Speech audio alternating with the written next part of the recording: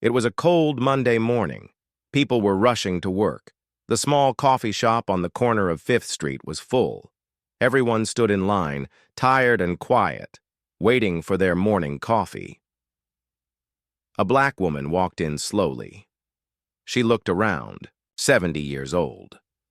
Her skin was dark and smooth, her eyes sharp. She wore a plain brown coat and carried a small leather purse. Her hair was silver and neatly tied back. She moved calmly, like she had all the time in the world. Nobody paid her much. Attention at first, she stood quietly in line behind a group of college students. But as she reached the counter, the young white cashier gave her a strange look. He was in his early 20s, wearing a green apron and a fake smile. But when he saw the old woman, his smile faded. "Ma'am," he said, raising his eyebrows. "This shop has a rule. We serve paying customers only." The old woman looked at him with calm eyes. "I'd like to order a black coffee," she said softly. The cashier crossed his arms. "Do you even have money for that?" he asked, smirking. "You can't just come in here to sit and stay warm." People in line started turning their heads. Some looked confused. Some started whispering. The woman didn't get angry. She didn't raise her voice. She just looked him in the eye and said, "I'm not here for the coffee." The cashier rolled his eyes. "Then you need to leave." A few people laughed quietly behind her. A group of teenage girls near the corner pulled out their phones. One of them whispered, "Is she homeless?" The woman stood still. The cashier sighed loudly. "Look, Grandma, you can't just hang out here, okay? This isn't a shelter. Go somewhere else." Still calm, the woman slowly opened her purse. The cashier stepped back. "What are you doing?" he asked, suddenly nervous. The woman didn't say a word. She reached into the purse, pulled out a small black wallet, and flipped it open. Everyone froze. Inside the wallet was a shiny badge. FBI. The cashier's mouth dropped open. Gasps spread through the coffee shop like wildfire. Someone spilled their drink. The teenage girls stopped giggling. Phones were still recording, but now for a very different reason. The woman looked him in the eyes. "I'm Special Agent Lila Freeman," she said quietly, "and I suggest you lower your voice." The cashier was speechless. His face turned pale. The room went completely silent. In the back corner of the shop, two men in plain clothes stood up. They looked serious. One of them nodded to Lila. The other reached into his coat and spoke into a small radio. Now everyone was watching. Lila put her badge away and turned to the customers. Her voice was calm, but strong. "I didn't come here for coffee. I came here for a man who has been hiding for 10 years. People looked around the room, eyes wide. A few stepped back. The cashier looked like he was going to faint. Lila's eyes scanned the room. They stopped at a man sitting near the window. He wore a dark suit and had a neat beard. He had been quietly reading a newspaper this whole time. Now he looked up and his face changed. He knew. Lila started walking toward him slowly. The two plainclothes agents followed her, silent and serious. The man at the window stood up fast, knocking over his chair. He looked around, trying to find a way out. But one of the agents had already moved to block the door. "Sir, please remain seated," Lila said. "I don't know what this is about," the man said, his voice shaky. "You've got the wrong person." Lila smiled slightly. "No, Mr. Bryant, we know exactly who you are." More whispers filled the shop. People were now filming with wide eyes. This wasn't just a normal day anymore. It was something big. Something real. And this woman, this quiet, old black woman, was not who they thought she was. She wasn't poor. She wasn't lost. She wasn't just a grandma. She was FBI. And she had just turned a small coffee shop into the center of a mission. The coffee shop was no longer just a place for coffee. It had turned into something else, quiet, tense, and full of shock. Agent Lila Freeman stood calmly in the center of the shop. Her FBI badge had silenced everyone. Even the rude cashier now stood frozen behind the counter, unsure of what to say or do. The man by the window, Mr. Bryant, was trying to stay calm, but his hands were shaking. He reached for his coffee cup, then stopped. He knew. Everyone in the room could see it. "You've got the wrong guy," he said again, his voice louder this time. "I'm just a businessman. I'm not who you think I am." But Agent Lila Freeman wasn't listening to his words. She had seen people like him before. Smooth talkers, liars, men who thought they could hide behind nice suits and fake names. She slowly pulled a small photo from her coat pocket and held it up. "This is you. 10 years ago," she said. "Same face, same eyes, just younger." The photo showed a younger version of Mr. Bryant standing next to two men in black suits. One of them had a scar under his left eye. The other one had already been arrested last year. Mr. Bryant's face turned red. "That photo means nothing." One of the plainclothes agents stepped closer. "Sir, please sit down," he said firmly. "No!" Mr. Bryant shouted. "This is crazy. I came here to drink coffee, not to be attacked by some old woman pretending to be FBI." There was a long silence. That word, pretending, hung in the air like poison. Lila didn't flinch. She turned to the customers. Her voice was calm but strong. "I know I don't look like your usual FBI agent," she said. "I'm older. I'm black. I dress simple. And I've been underestimated my whole life." She took a step forward. The sound of her heels clicking on the floor was the only sound in the room. "But I'm not pretending, and I'm not alone." She pointed toward the back of the shop.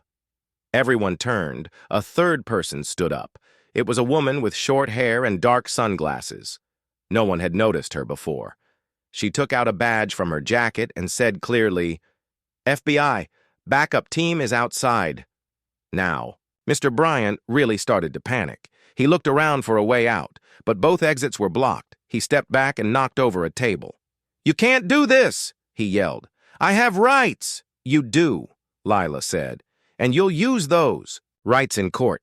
She walked up to him slowly. Her eyes were sharp and steady. "You've been hiding for 10 years, she said. 10 years of living under fake names, running away from what you did. But you made a mistake." "What mistake?" he asked, backing up again. "You walked into my city." The room was still silent. Every person was watching now. Phones were recording. No one laughed anymore. No one whispered. Even the young cashier kept his eyes down, too embarrassed to look up. Mr. Bryant's hands started to shake harder. His voice cracked. "You don't understand. I had no choice. I did what I had to do." Lila narrowed her eyes. "We'll let the truth decide that." She nodded to the other agents. They moved forward slowly, carefully. Mr. Bryant raised his hands. "Wait, can I say one last thing?" Lila nodded once. "Go ahead."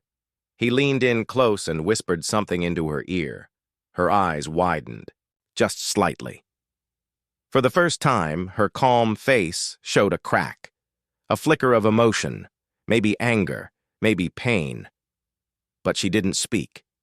Instead, she took a step back and said, "Take him in." The agents handcuffed him and led him toward the door. As they passed the shocked customers, Lila stayed where she was, standing tall and proud in the center of the room. Everyone looked at her differently now. She wasn't just a grandma. She was the one who caught the man no one could find. The rude cashier tried to speak, but no words came out.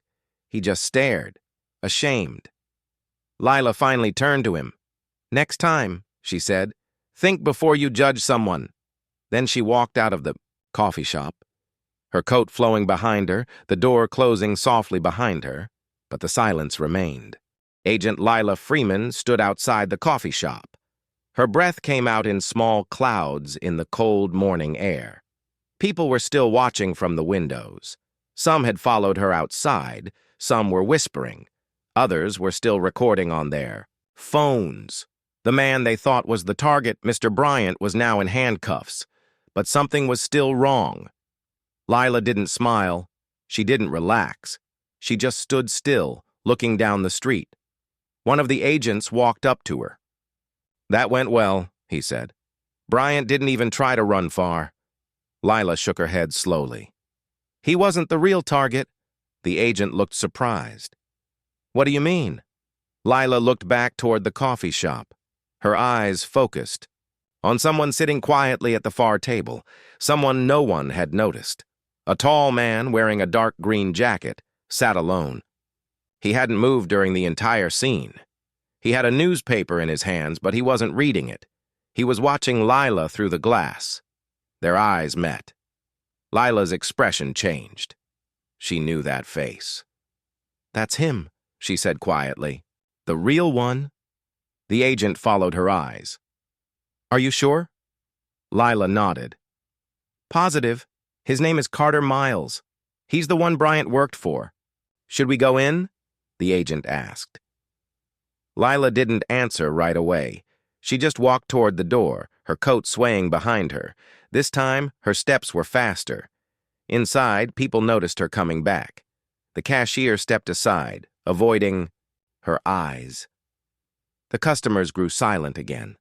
Lila walked straight to the man with the newspaper. He didn't move. She stopped in front of him. "Long time, Mr. Miles," she said. The man slowly lowered his newspaper. His face was calm. Too calm. "I think you have the wrong person," he said, smiling a little. "I'm just a teacher. Came in for some quiet." "You've had many names," Lila said, "but I never forget a face." He leaned back in his chair. "Well, you must be getting old. Maybe your memory's slipping." Lila didn't smile. "I remember what you did in Chicago. I remember the warehouse. I remember the missing children." His smile faded. "You think you know everything," he said. "No," Lila replied, "but I know enough to take you in."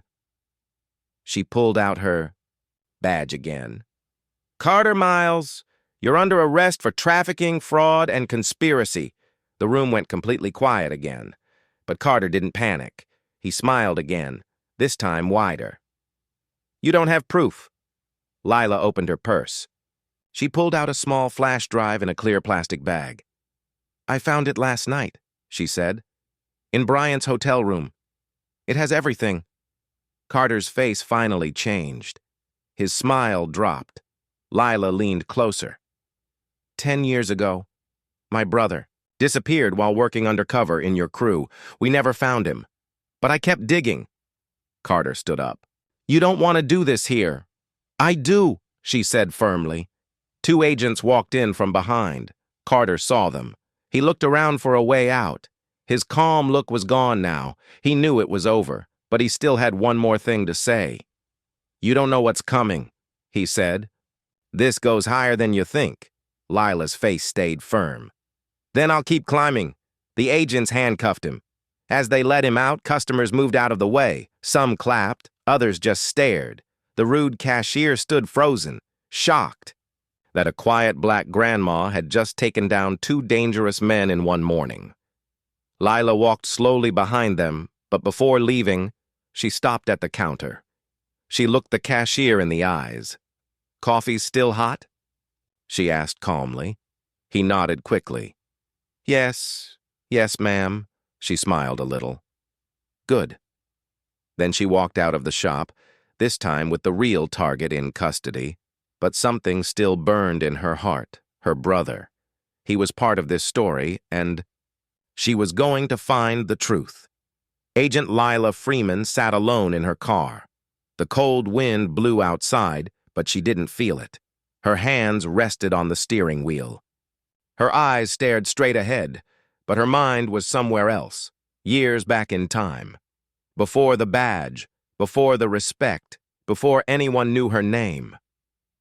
She remembered a warm summer evening, long ago.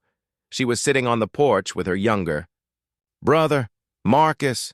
He was only 22 then, full of life, full of dreams. He wanted to make a difference in the world just like her. "I want to join the FBI too," he had said, smiling wide, "but I'll go undercover. I want to be where no one else dares to go. Lila had laughed back then. You're crazy, she had said, but brave. That was the last peaceful evening they ever had together. 3 months later, Marcus went missing. He had been working deep undercover inside a gang tied to a powerful criminal, Carter Miles. One day he just disappeared. No body, no message, no goodbye. The FBI searched for weeks, months, but after a year they closed the file, presumed dead. But Lila never gave up. She stayed in the agency. She worked harder, longer, smarter. She rose through the ranks, and quietly she kept digging, alone. Everyone else thought she was just doing her job, but she had a second mission, a personal one. Find out what happened to Marcus. A soft knock on the car window pulled her back to the present. It was Agent Ruiz, her partner. You okay? He asked gently. She nodded, wiping her eyes quickly. I'm fine. He got in the car. We just finished questioning Bryant. He gave us something. Lila turned to look at him. What? A name, Ruiz said. And a location. He said Carter had a secret cabin, said someone was held there for years. Her heart skipped a beat. Where? Ruiz handed her a small paper. Northwoods, 2 hours from here. Lila stared at the paper. Could it be? Was this finally the clue she'd been waiting for? She didn't speak. She just started the engine. Ruiz looked at her. You think it's him, don't you? I don't know, she whispered, but I have to find out. As they drove out of the city, Lila's thoughts were racing. Her hands gripped the wheel tighter than before. Memories came back one by one. Marcus's smile, his laugh, his silly jokes, his big dreams. And then the phone call, the silence, the cold words from the office. We're sorry, he's gone. But deep down, Lila had never believed that. She believed he was still out there, somewhere, alive. And now, for the first time in 10 years, she had a real lead. As the car raced down the highway, the sky above them turned gray. Dark clouds rolled in. The road ahead was quiet, empty, and unknown. But Lila didn't care. She was ready. This time it wasn't just a mission, it was family, and nothing was going to stop her. The trees grew thicker as Agent Lila Freeman's car moved deeper into the forest. The road had turned from pavement to dirt. The air was colder, quiet, almost too quiet. Next to her, Agent Ruiz checked the GPS again. We're close, he said.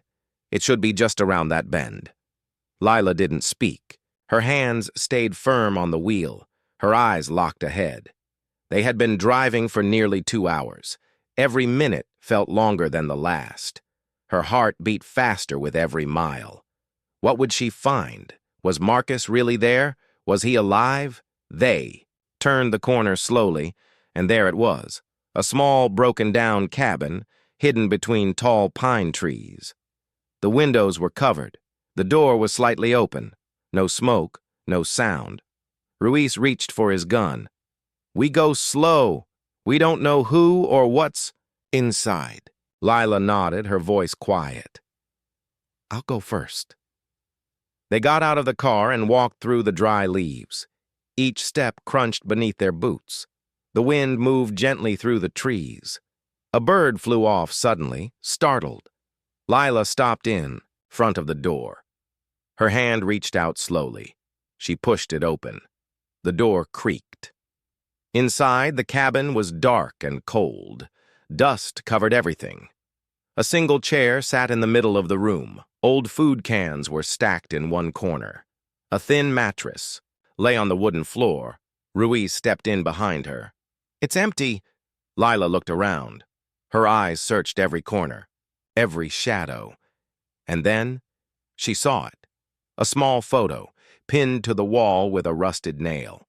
She walked over and gently pulled it down. Her hand shook. It was a photo of her and Marcus from their porch. Smiling, Ruiz stepped closer. Lila, this was placed here. Someone wanted you to find this. She turned the photo around. There was a message written on the back, in Marcus's handwriting. I'm alive. Keep looking. Trust no one. Lila's knees felt weak. She sat on the edge of the mattress, holding the photo to her chest. He was alive. He had been here, and he wanted her to find him. But the message was clear. Someone didn't want the truth to come out. Ruiz paced the room. This whole place was used to keep someone hidden. Look, chains on the wall, scratches near the window. He was locked in here. Lila stood up again, stronger now. I was right, she said. All these years, I knew he was out there. But why didn't he? Come home? Ruiz asked. Why hide? Lila looked at the photo again. Because someone powerful is watching. Someone bigger than Carter Miles. Someone who wanted him gone. Ruiz's face turned serious. You think it's inside the bureau? Lila nodded slowly. That's why Marcus said trust no one. Suddenly, a sound outside, a snap, like a branch breaking. They both turned. Ruiz whispered, We're not alone. Lila moved to the window and peeked outside. A black SUV was parked near the trees. 3 figures stepped out. All wore black. All had guns. Lila whispered, We need to move, now. Ruiz grabbed the photo. Lila picked up her bag. They slipped out the back of the cabin and ran toward the forest. Branches scratched their arms. Leaves flew past, but they didn't stop. Behind them, voices shouted. Shots fired. They ducked behind a fallen log. Ruiz whispered, They followed us. They were waiting. Lila looked back, her breath quick. They're not here for us. Then who?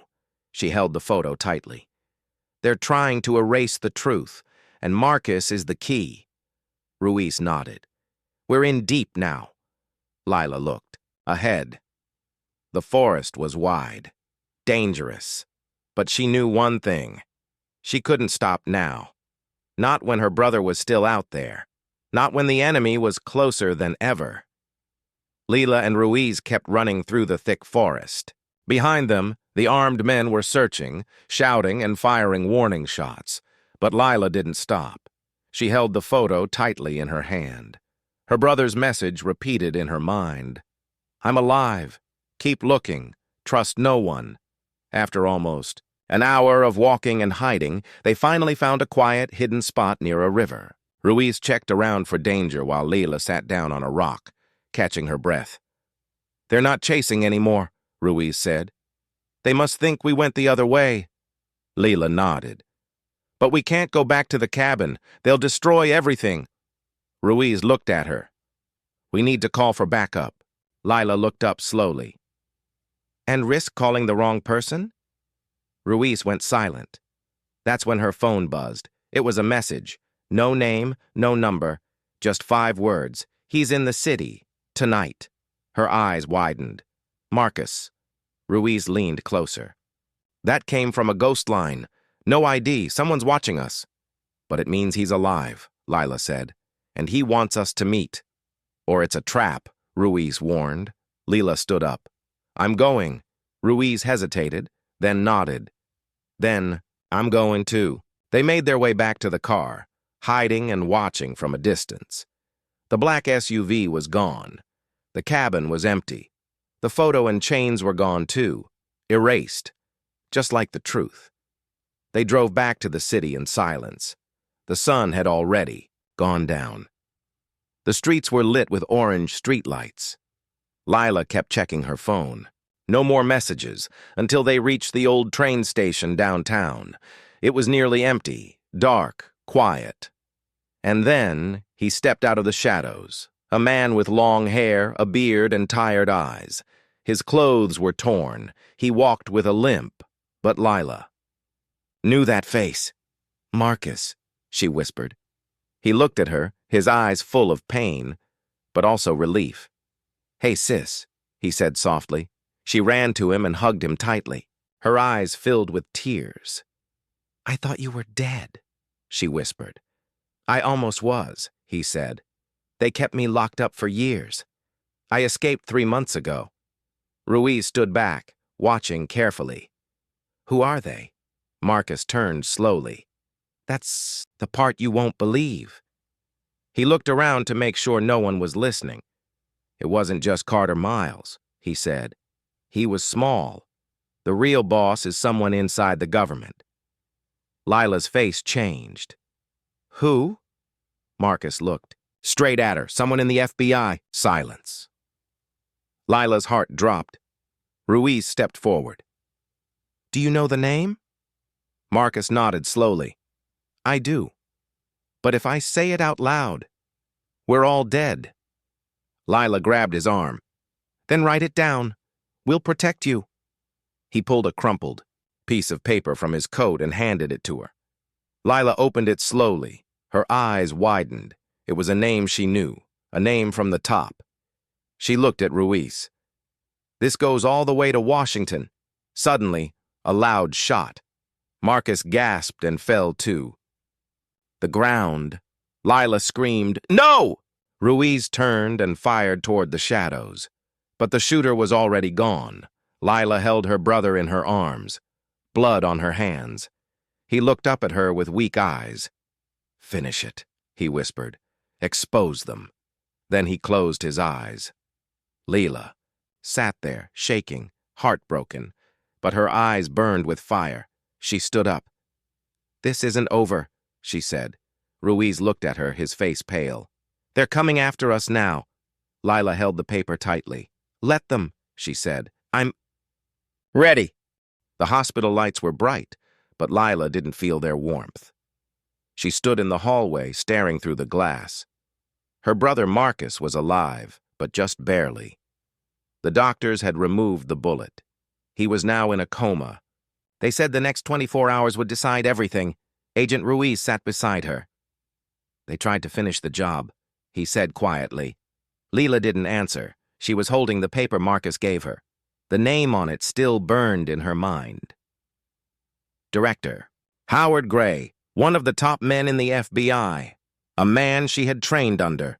A man who smiled in public but hid secrets in the dark. Ruiz looked at her. Are you sure you want to do this? He's powerful. If we go after him, we may lose everything. Lila looked straight ahead. If I stay quiet, Marcus may die for nothing. Others will die too. I became an agent to protect people, not to serve liars. She turned to him. Are you with me? Ruiz nodded. All the way. The next morning, Lila entered FBI headquarters with calm steps, but fire in her eyes. Ruiz walked beside her. No one could see what they carried. Evidence, truth, and a name that could shake the country. They headed straight to the press room. Lila called an emergency press conference. Reporters rushed in, cameras turned on, and agents gathered in confusion. Then, she stepped to the podium. My name is Agent Lila Freeman, she began, her voice clear. I'm here today not just as an FBI agent, but as a sister, a truth seeker, a fighter for justice. She held up the photo from the cabin. This is my brother Marcus Freeman. He went missing 10 years ago while working undercover. For a decade, we were told he was dead. She paused. The room was silent. But he was alive, and he was silenced by people within our own system, people who used their power to hide the truth. Lila then named Director Howard Gray. Gasps filled the room. Phones rang. Reporters began typing fast. I have proof, Lila said, holding up a flash drive. Proof that Director Gray worked with Carter Miles, that he ordered Marcus captured and hidden, that he used the Bureau to protect criminals while taking out anyone who got too close. Security moved fast. Within minutes, Gray was arrested in his office. He didn't say a word, but his face showed one thing. He knew it was over. A week later, Lila sat beside Marcus's hospital bed. The news had spread across the country. People called her brave, strong, a hero. But Lila didn't care about the fame. She just wanted her brother back. Then, His hand moved. "Marcus," she said softly. His eyes opened slowly. He blinked, trying to speak. "You did it," he whispered. Tears filled Lila's eyes. She held his hand tightly. "We did it," she said. "Together." Ruiz walked in with a small smile. "Guess what? The president wants to meet you two." Lila laughed. "Later. Right now, we're just family." She looked at Marcus and whispered, "Rest now. You're safe." Outside the hospital window, the sun was rising. For the first time in years, everything felt warm again. The shadows were gone, and the truth had finally broken free. 1 year later, the FBI headquarters looked very different. New leaders, new rules, and most importantly, a new spirit of truth. Agent Lila Freeman walked through the tall glass doors. Her steps were calm, her heart stronger than ever. Everywhere she went, young agents stood and nodded with respect. They didn't just see a senior agent. They saw a woman who stood up for what was right, a woman who faced danger and won. Inside the training room, a group of new recruits waited for her. They had read her story in the news. Some had joined the FBI because of her. Lila walked to the front and smiled. "I won't give you a long speech," she said. "Just one message. Never forget why you wear the badge." The room went quiet, not for power, not for pride, but for the people, the truth, justice. She looked around the room, and sometimes the hardest cases are not in the streets. They're inside the system. Don't be afraid to ask questions. Don't be afraid to stand alone. The recruits nodded, inspired. That evening, Lila visited her brother Marcus. He was recovering well. He walked now, talked more, and even started writing a book about his time in the shadows. They sat outside watching the sunset. "You ever think we'd be here?" Marcus asked. Lila smiled. "Not in a million years." He looked at her. "Do you ever miss being quiet? Before the fame, before the storm?" She shook her head. "I miss peace, but not silence. I'll never stay silent again." Marcus nodded. "Good, because people need your voice." The next day, something special happened. The mayor called for a city event. Hundreds of people gathered at the park. A new statue stood there, strong and proud. It showed a woman standing tall, with a child holding her hand. On the plaque, it read, "In honor of Agent Lila Freeman and all who protect truth over power." Lila stood quietly, her eyes full of emotion. She didn't speak. She didn't need to. The crowd clapped. But somewhere in that crowd was a young girl. She looked about 10 years old. Her skin was brown, her hair curly, her eyes full of dreams. She looked up at the statue, then at her mom. "I want to be like her," she whispered. Her mom smiled. "Then be brave, be kind, and never stop chasing the truth." Back at home, Lila sat with her badge in her hand. So much had changed, but one thing stayed the same. Her heart still beat for justice, and her brother's message still guided her. Keep looking, trust no one, but never give up. She smiled to herself. The story was over, but the legacy, it was just beginning.